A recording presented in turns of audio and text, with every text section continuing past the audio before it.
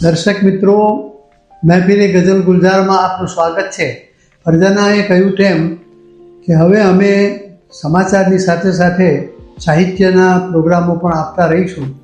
અને આજે અમે આજે મહેફિલે ગઝલ ગુજરાત રાખ્યું છે એના અંદર ફરજાનાએ જે આપણને કહ્યું કે ભાઈ સાહેબ હમણાં પોતાની ગઝલો રજૂ કરશે, તો તે પહેલાં થોડીક 1-2 મિનિટ વાત કરી લઉં કે ગઝલ એ આમ તો 100 વર્ષ ઉપરનો એનો સમય થઈ ગયો ગુજરાતના અંદર. એ પર્શિયન ભાષામાંથી, ફારસીમાંથી આવેલી છે અને આપણા ગુજરાતના ગઝલકારોએ એને ખૂબ પ્રેમથી આવકારી છે, સ્વીકારી છે અને એને સરસ રીતે પંપાળી છે. અને આજના જે આપણા ગુજરાતી સાહિત્યના ગઝલ રસિકો છે એ લોકો એને ખૂબ શોખથી માણે છે. આજે હું મારો અટકરનો દરિયો કાવ્ય સંગ્રહ છે એમાંથી થોડીક ગઝલો આપને રજૂ કરું છું. પહેલી ગઝલ છે, કેવા લીલા લહેર હવે તો, કેવા લીલા લહેર હવે તો, તડકે બેઠું શેર હવે તો, આંખોમાં ચોમાસું બેઠું, માલિકની છે મહેર હવે તો, જીદ કરે છે છોડી એવી, ચાંદને લાવો ઘેર હવે તો, એનું મારણ ક્યાંથી લાવું, એનું મારણ ક્યાંથી લાવું, માણસ ધીમું ઝેર હવે તો, જે પહેરીને મસ્ત રહે તું, એવું પહેરણ પહેર હવે તો. બીજી એક ગઝલ છે, બંધ મુઠ્ઠી સહેજમાં પરખાઈ ગઈ. આપણે દરેક વ્યક્તિ પેદા થાય છે તે વખતે એની મુઠ્ઠીઓ બંધ હોય છે, તો એના ઉપરથી આપણે આ શેર બનાવેલો છે મેં કે બંધ મુઠ્ઠી સહેજમાં પરખાઈ ગઈ અને શ્વાસની મૂડી બધી ખર્ચાઈ ગઈ. આપણે જાણીએ છીએ કે શ્વાસની મૂડી ખર્ચાઈ જાય એટલે શું કે આપણે આ દુનિયામાંથી આપણે વિદાય લેવાની છે.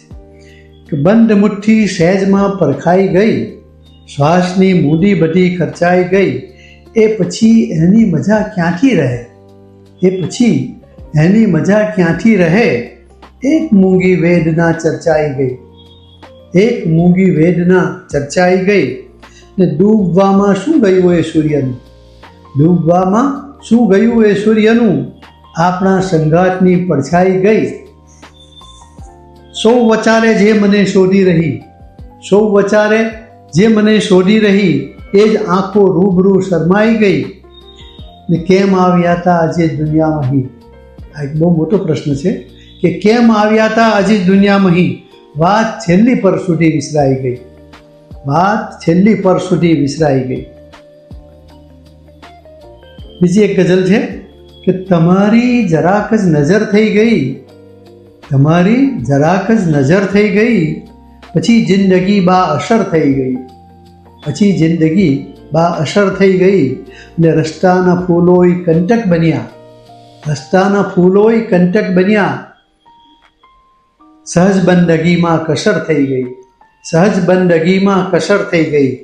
ટપે છે અચાનક કશુંક મારામાં, ટપે છે અચાનક કશુંક મારામાં, શું સહરાની એવી અસર થઈ ગઈ, શું સહરાની એવી અસર થઈ ગઈ, અભી છાતરાની અજબ વાત છે.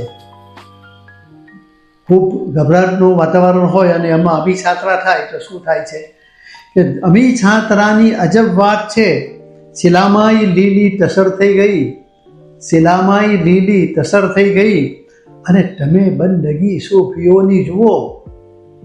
સૂફી લોકો કેવી બંદગી કરે છે એની વાત કરી છે આમાં કે તમે બંદગી સૂફીઓની જુઓ, ગયા સિદ્ધામાને શહર થઈ ગઈ, ગયા સિદ્ધામાને શહર થઈ ગઈ.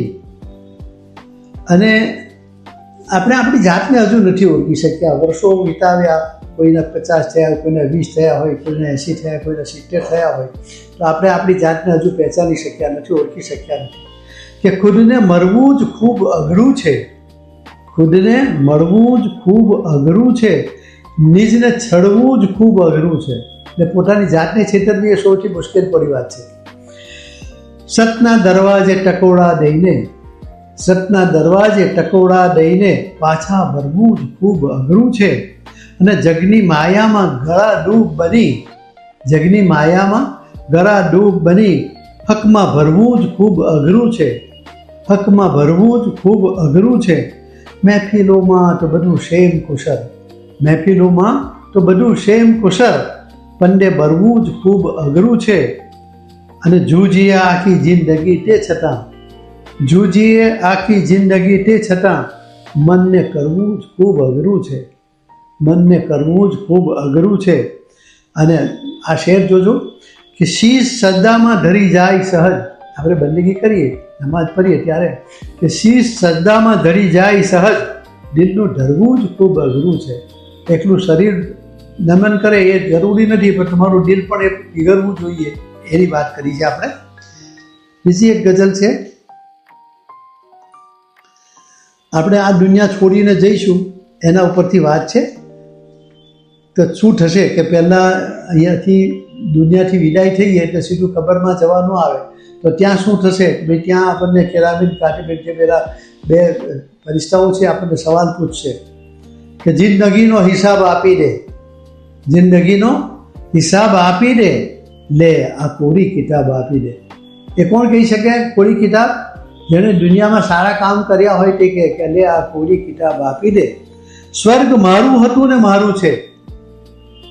આપણા આદમ અલીસલામ, દાદા આદમ અલીસલામ અને બીબી હવ્વા, આમ તો ત્યારે એમને અલ્લાહ તાલાએ અસ્તિત્વમાં આણ્યા દુનિયાને, તો તે વખતે જન્નતમાં જ એમનો મુકામ હતો.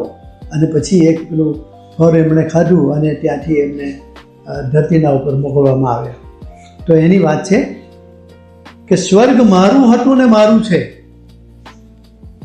જા ખુદાને જવાબ આપી દે. જો ખુદદાર માણસ હશે એ આ પ્રમાણે વાત કરી શકે.